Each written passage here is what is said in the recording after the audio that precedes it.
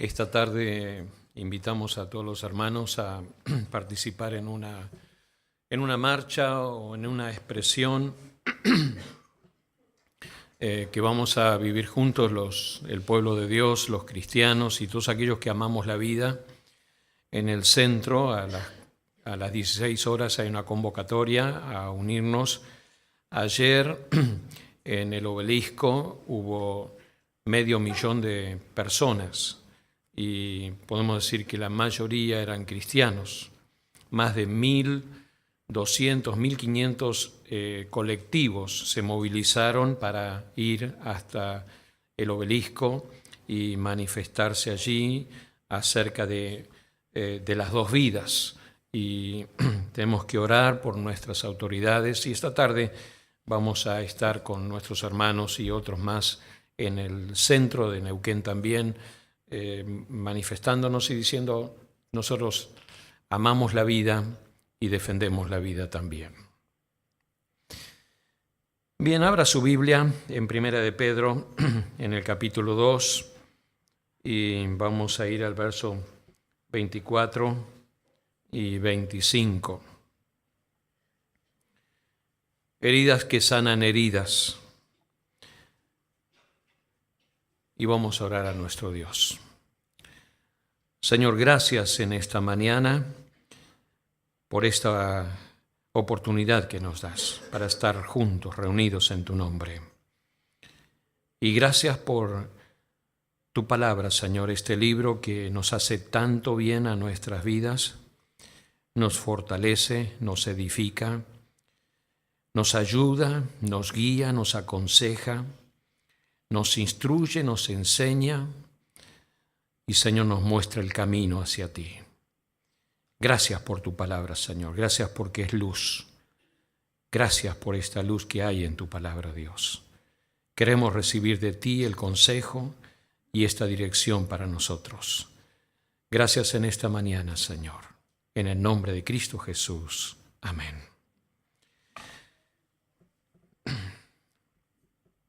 Heridas que sanan heridas me hizo pensar cuando leí este pasaje en Primera de Pedro, en el verso 24 del capítulo 2. Dice: quien llevó él mismo nuestros pecados en su cuerpo sobre el madero, para que nosotros, estando muertos a los pecados, vivamos a la justicia, y por cuyas heridas fuisteis sanados. Esa frase fue la que me inspiró en este título, en este tema de hoy, y a poder pensar en esto, ¿no? Heridas que sanan heridas. ¿Cuáles son las heridas? Las de Cristo Jesús. ¿Y qué sanan? Sanan mis heridas. Entonces ahí usted tiene ya el planteo, ¿no? Las heridas de Cristo, Jesucristo muriendo en la cruz, que sana mis propias heridas. Y vivir una vida sana, cuando hablamos de una vida sana, podemos decir que es la meta, es el objetivo de muchísimas personas. Porque uno, si le pregunta a alguien, ¿querés vivir una vida sana? Todo el mundo dice que sí, todo el mundo. ¿Quién quiere vivir una vida de otra manera, no? Pero muchas veces pasa a ser simplemente un anhelo, o pasa a ser un anhelo, un deseo simplemente, y no algo concreto que nosotros estamos buscando, porque toleramos muchas cosas que no contribuyen a la salud del cuerpo. ¿Es verdad? Toleramos muchas cosas que no contribuyen a la salud del cuerpo. Bueno, déjeme explicar un poquito este pensamiento, esta idea, ¿no? Por ejemplo, falta de ejercicio. ¿Usted nunca hace ejercicio? Bueno, a eso se llama sedentarismo, ¿no? Y es algo muy común en nuestro tiempo, de esta práctica del sedentarismo, donde uno no hace nada físicamente. Y bueno, eso trae problemas. Usted pregúntele al médico y va a saber cuántos problemas trae eso, ¿no? La ingesta de comidas que no son adecuadas a nuestra edad. A medida que vamos creciendo, vamos viendo que hay comidas que son más adecuadas y otras no tan adecuadas, algunas con más sal, con menos sal.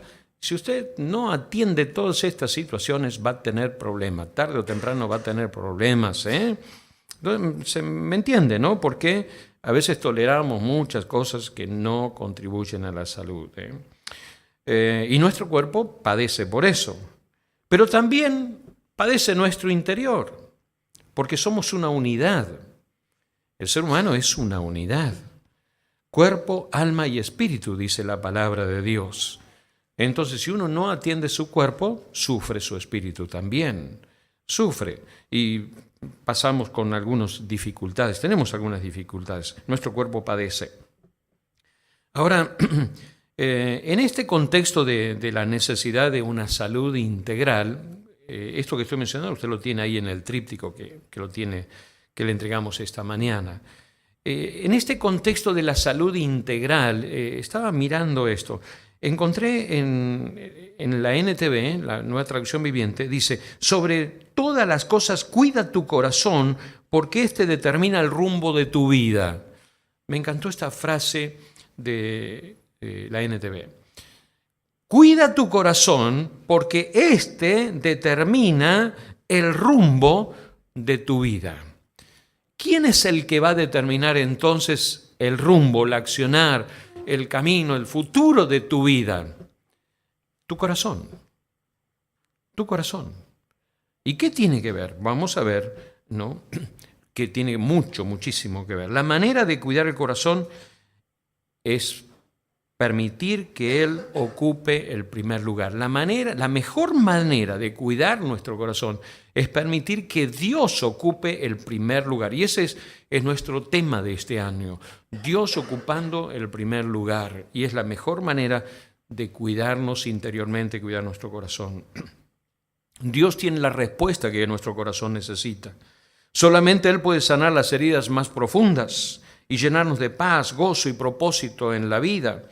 Dios envió a Jesucristo a morir en la cruz para que nuestro corazón, desorientado, fatigado, lastimado y herido por el pecado, sea sanado y podamos vivir una vida abundante como Él mismo nos promete a cada uno de nosotros. Es posible, porque por su herida en la cruz somos sanados. Experimentar el perdón de Dios trae paz al corazón, nos acerca a Él, fortalece la vida, da nueva esperanza, restaura y abre muchas posibilidades. Ese es nuestro Dios. El corazón que se fortalece en Dios encuentra el rumbo de la vida y el propósito de Dios. ¿Ven? El corazón que se fortalece en Dios encuentra el rumbo de la vida y el propósito de Dios.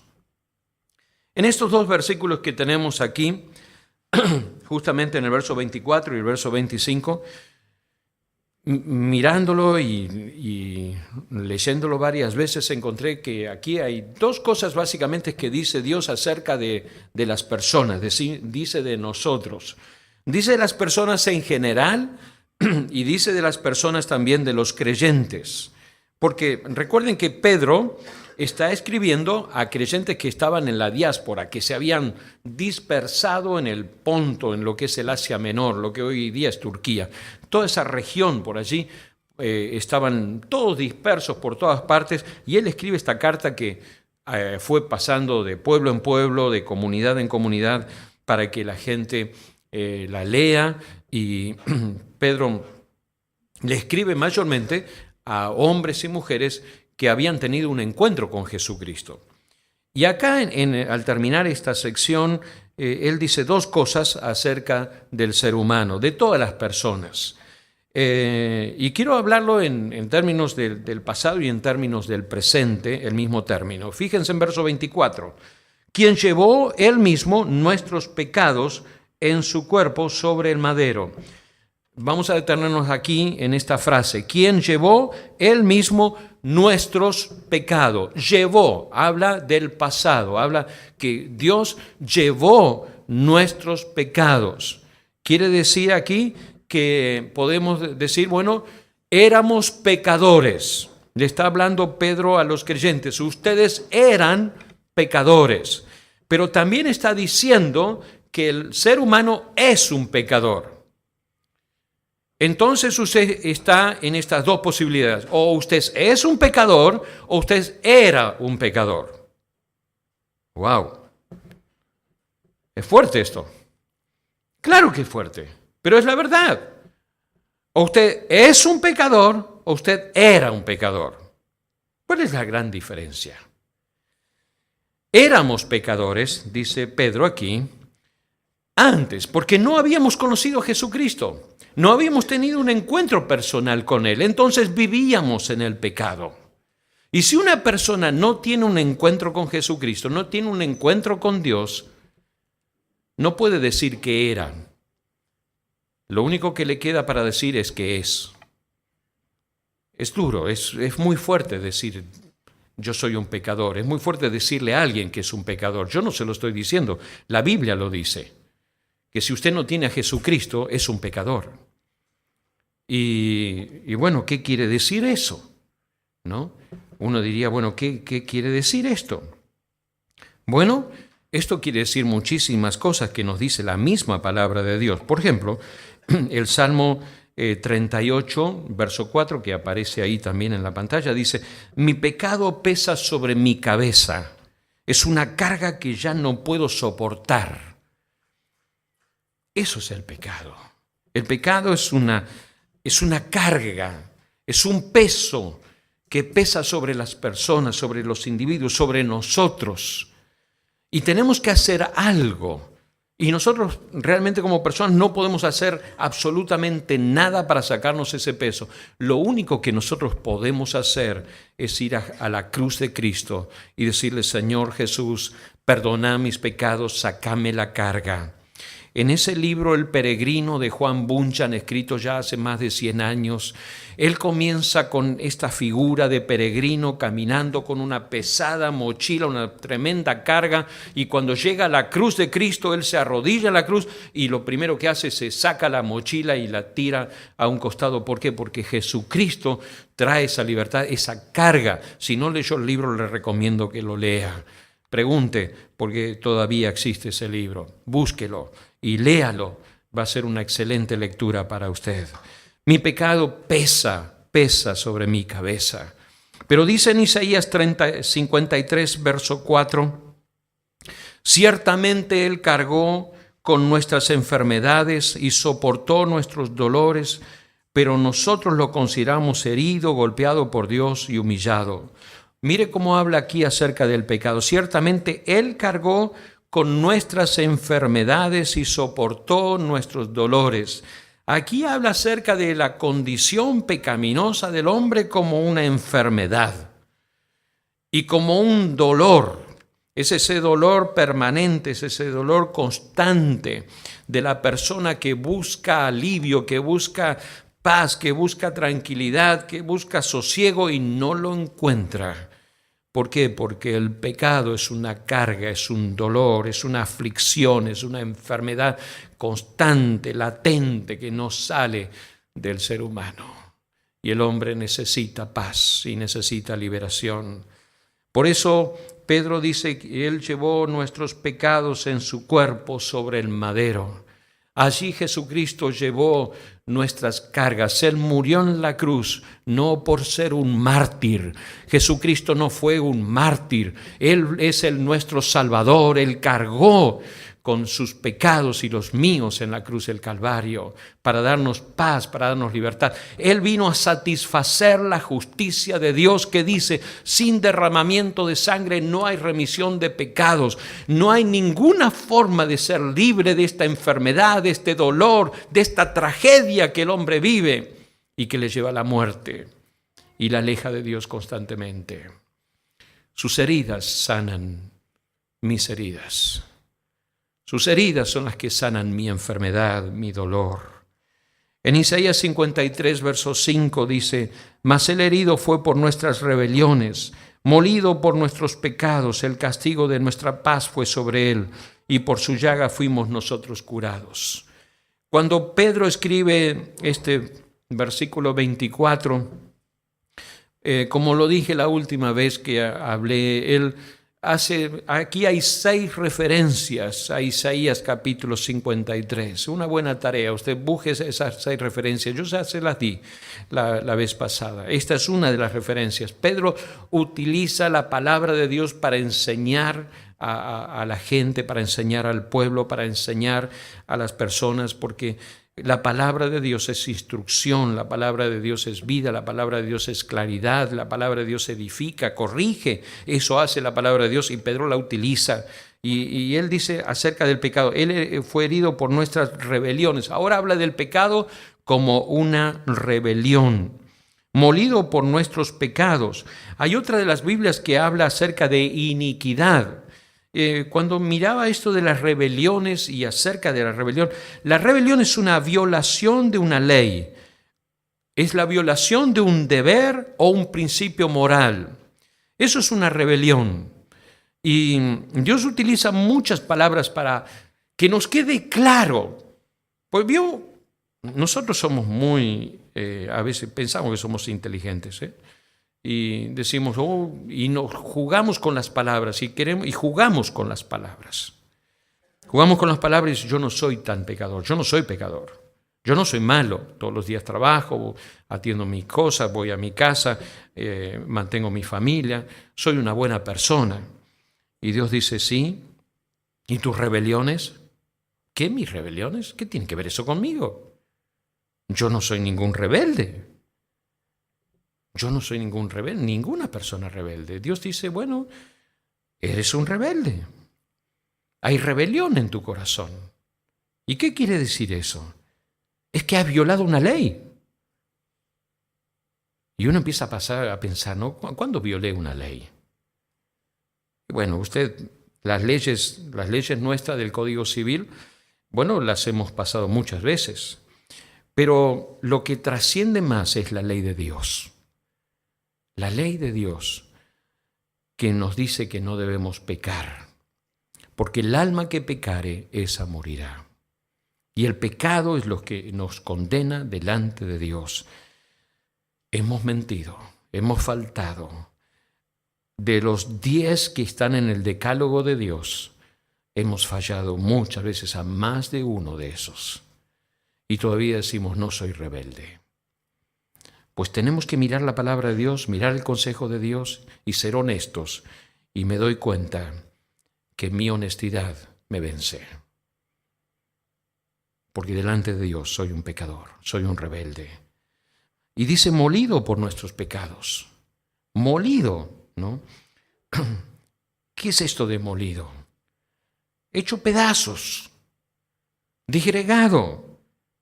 Es así, el pecado produce eso. Produce tanto daño en el corazón del hombre que lo destruye de adentro para afuera. Lo desarma de adentro. Le rompe de adentro los valores, los principios. Lo destruye de adentro, molido por los pecados. En algunas de las Biblias habla de iniquidad en esa parte, porque iniquidad es muchas veces reemplazado como sinónimo de pecado. Iniquidad quiere decir el pecado o acción que transgrede algo que es prohibido. Eso es pecado, es la iniquidad, es una acción que transgrede algo que es prohibido. Pecado también es errar al blanco, errarle al blanco de Dios. Y esto tenía la imagen de aquel arquero que estaba practicando y ponen un centro y tiran con las flechas y con el arco, y cuando le erraban al blanco, le erraban al propósito, le erraban al centro, entonces se hablaba de cometer una falta. Eso es una amartía en los términos griegos. Y eso es pecado, errarle al blanco, errarle al propósito de Dios. No es lo que Dios ha determinado. Y muchas veces en la vida nos pasamos la vida errándole al blanco de Dios, errándole al propósito de Dios. Por eso llevó, dice Pedro, él llevó nuestros pecados en su cuerpo sobre el madero. Y le estaba diciendo a los creyentes, ustedes eran antes, eran esta clase de persona. Pero si usted no tuvo un encuentro con Jesucristo, usted está siendo esa clase de persona ahora. Usted le está errando al blanco de Dios, le está errando al propósito de Dios. Usted está pecando contra Dios, está faltando a las reglas de Dios, a los principios de Dios.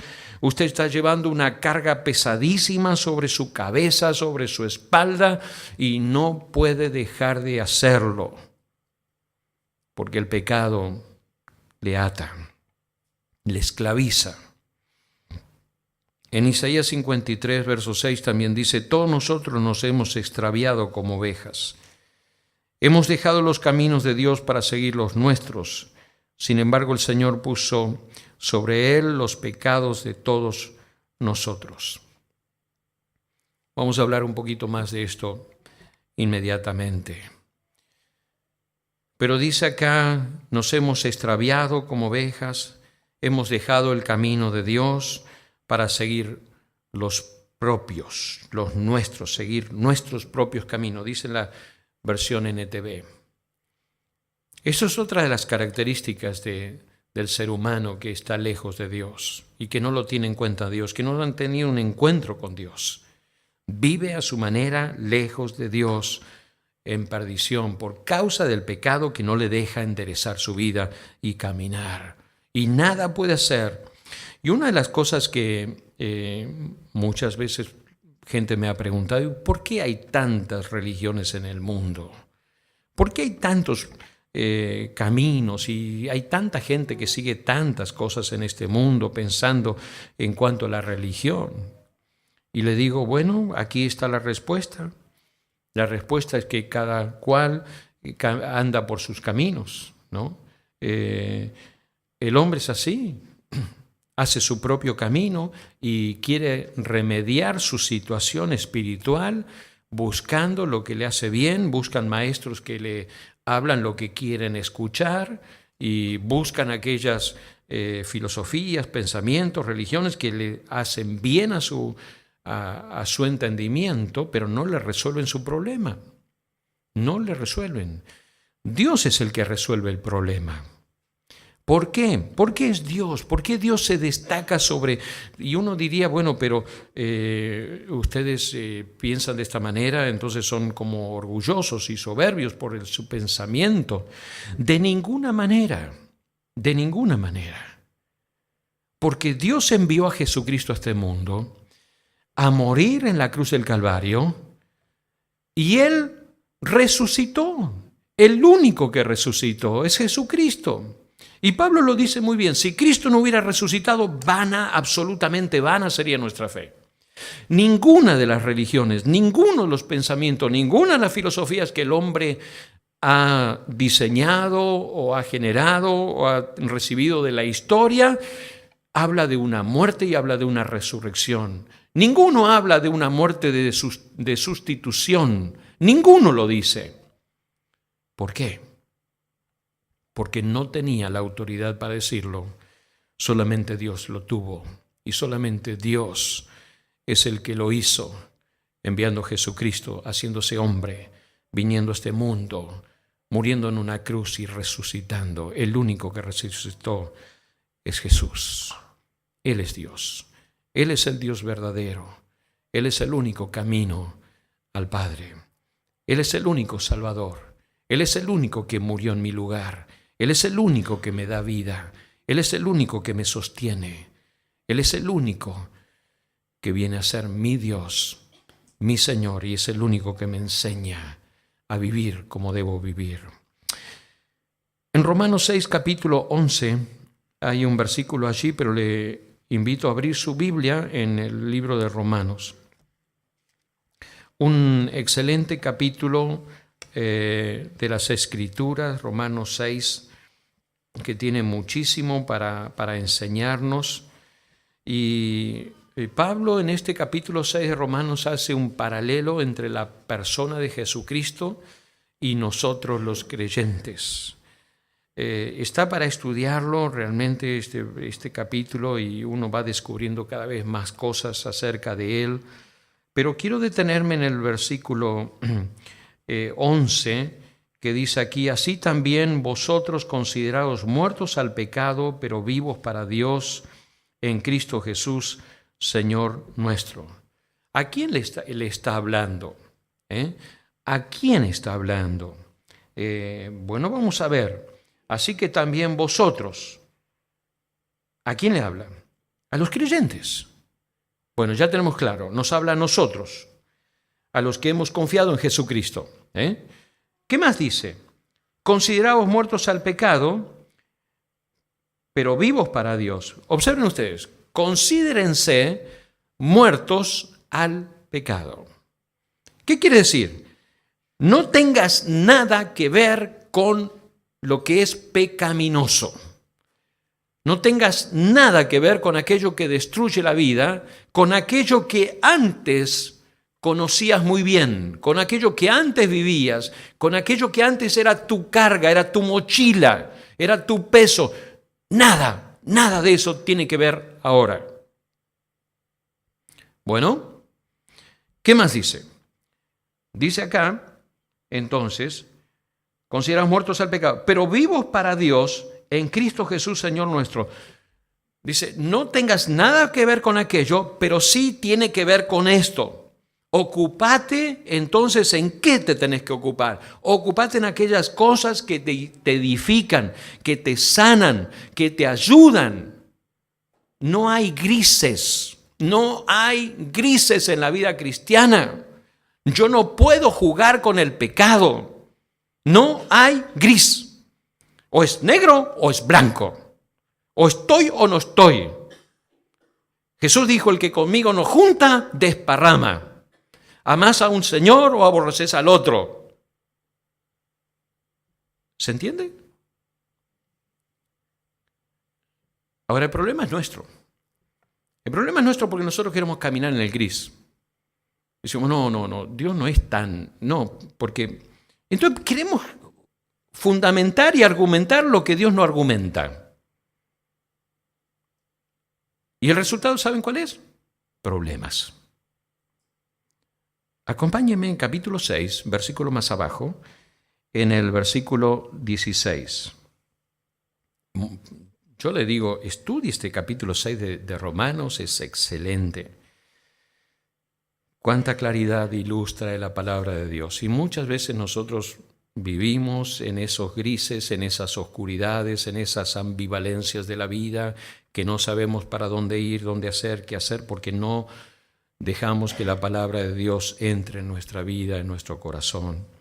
Y dice en el verso 16, ¿no sabéis que si os sometéis a alguien como esclavos para obedecerle, sois esclavos de aquel a quien obedecéis, sea del pecado para muerte, o sea de la obediencia para justicia?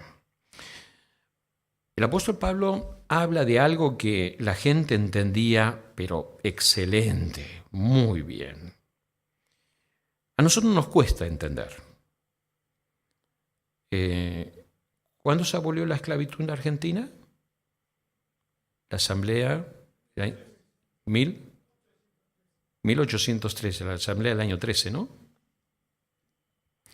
Antes estaba el sistema de esclavitud en la Argentina. Y después vino la ley de vientre, ¿se acuerdan? Los que nacían, que estaban libres, los padres no, bueno, todo eso, pero fue un proceso de libertad. Y en nuestro himno nacional hablamos mucho acerca de la libertad.